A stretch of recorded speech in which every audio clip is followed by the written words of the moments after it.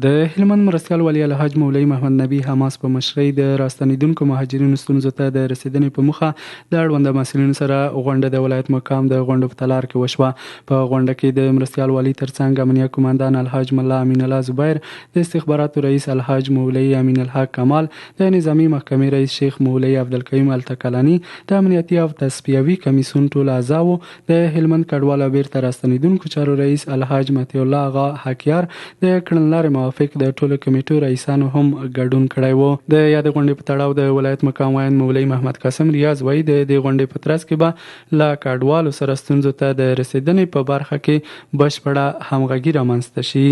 د غونډې موخه د راستنیدونکو مهاجرینو ستونزو ته د رسیدګۍ په برخه کې د مسؤلینو همغږي وه، ترڅو پر وخت راستنیدونکو مهاجرینو سره د مرستو تنظیم ترسره شي. مرستیال والي صاحب مسؤلینو ته جدي سپارښتنه وکړه چې د ټاکل شویو کمیټو له لارې په خپله برخه کې لازم او اصولي اجراات ترسره کړي، ترڅو د راستنیدونکو مهاجرینو وړونو سره پر وخت مرسته وشي او ستونزو ته یې رسیدګي وشي.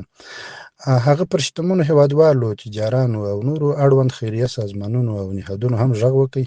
چې د اسلامي ورورولۍ او بشري همدردۍ له مخې د مهاجرینو مرستې ته راودانګي او خپل مسؤلیت ادا کړي. د یادولو وړ ده چې په دې وروستیو کې د ګاونډیو هیوادونو له لوري د افغان کډوالو د اخراج لړۍ پیل شوې ده چې هلمند ته هم یو شمېر کډوال راستانه شوي دي.